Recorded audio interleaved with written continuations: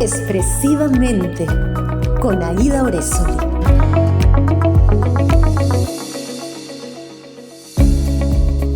La educación nace de la escucha.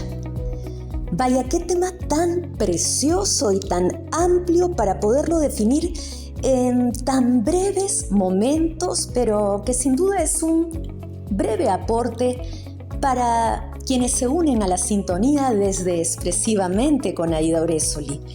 La educación realmente nace a partir de una atenta escucha, es un camino, y yo diría que un camino total de aprendizaje mutuo. No es un camino aislado, sino por sobre todo un camino complementario donde unos con otros nos necesitamos para fortalecernos y crecer en este medio tan importante. La educación es también una convocatoria, yo diría que es una perfecta invitación, pero aún más en un clima celebrativo. En efecto, es un clima positivo en experiencias, pero por sobre todo un campo que nos va a permitir expresarnos, comunicar y al mismo tiempo ser correspondidos de una forma respetuosa y recíproca. Educar es una modalidad auténtica, veraz. No existe educación si ésta no nos lleva a la verdad, y la verdad es una.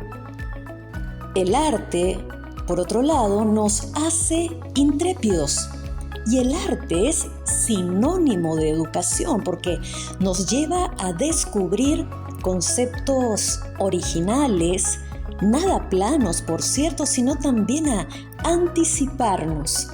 La educación nos lleva a crear futuro, donde es muy probable existan perspectivas y realidades muy distintas, pero lo más importante es que nos hermana una gran motivación, la más grande, el crecimiento mutuo, el desarrollo en beneficio de la sociedad.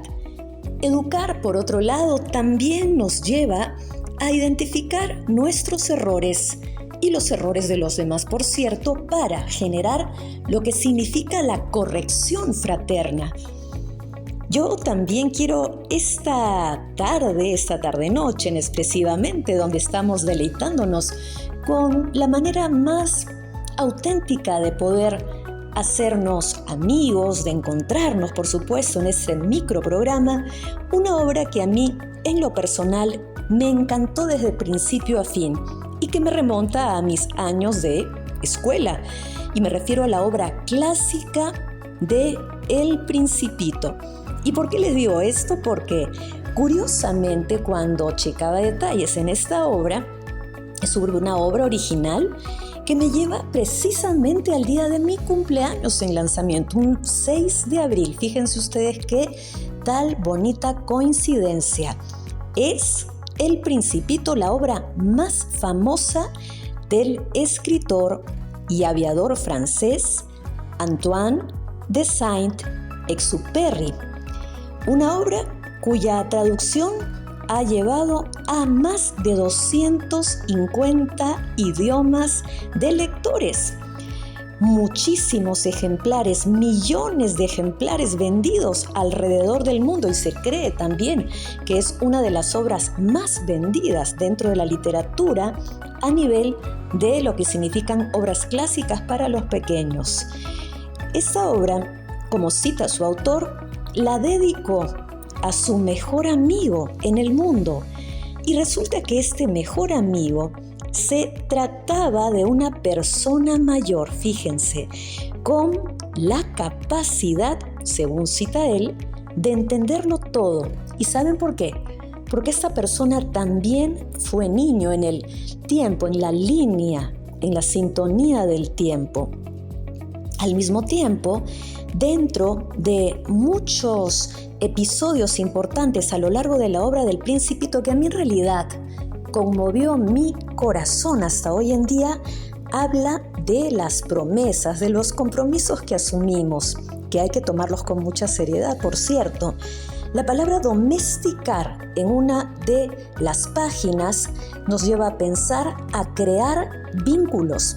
Y el lenguaje, por supuesto, crea vínculos. Toda palabra, toda oración, toda frase que articulamos correctamente nos va a llevar a crear sanos vínculos entre los seres humanos. Ahora bien, habla también de lo que llama la atención en un verdadero amigo.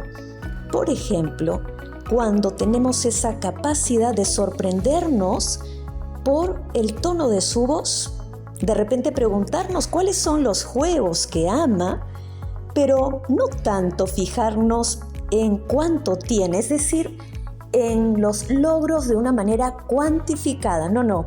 En la obra de Exupéry, él cita la importancia de visualizar a los amigos dentro de sus bondades propias, en las cualidades más bellas que podemos citar. Y por ejemplo, yo diría en esa transparencia que nos puede evocar una persona preciosa con su mirada, o de repente con esa tonalidad efectivamente en la sutileza de la caricia de su corrección o de sus comentarios, de sus aportes, ¿verdad?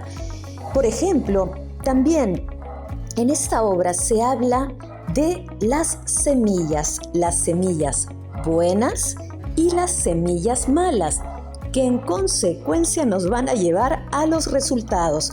Personas con semillas buenas tienen resultados positivos en sus vidas y tienen una conciencia limpia, serena y tranquila. Mientras tanto, las personas que obran en el mal, pues su conciencia no las deja en paz, no las deja avanzar. Y por otro lado, también se habla de la maldad reflejada en las espinas. ¿Y cuál es la funcionalidad de una espina en una flor? Pues no es otra cosa que lastimar. Fíjense ustedes, no es otra cosa que lastimar. En pocas palabras, la maldad ha de verse completamente injustificada. La importancia de reflejarse lo más importante para el corazón humano sobre lo que significan los actos. Los actos pesan mucho más que las palabras. Podrán recitarse palabras muy lindas, pero si no se ven reflejadas en buen comportamiento y acciones, las palabras quedan en vano.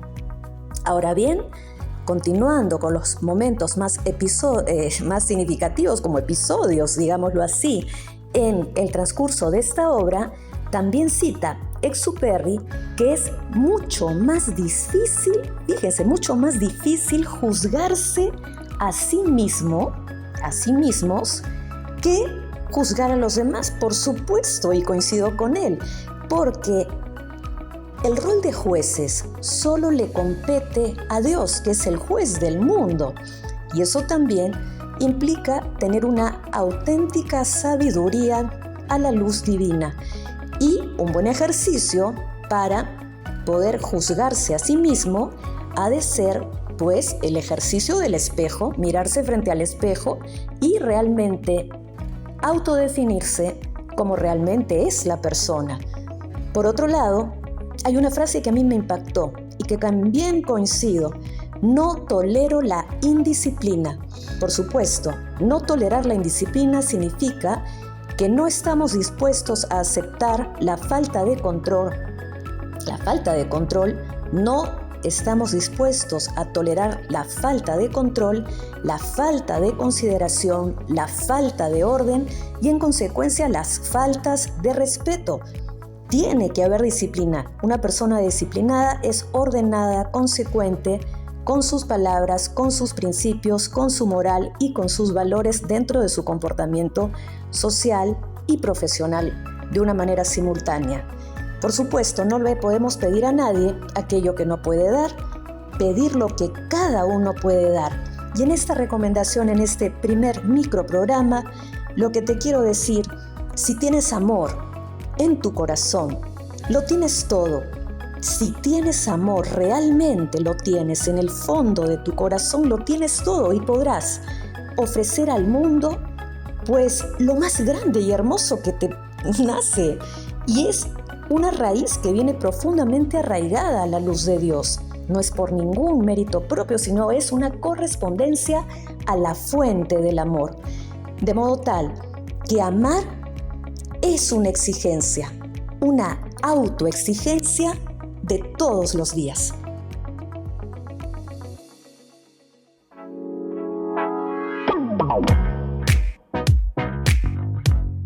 Derechos Reservados 2026. María Visión Radio.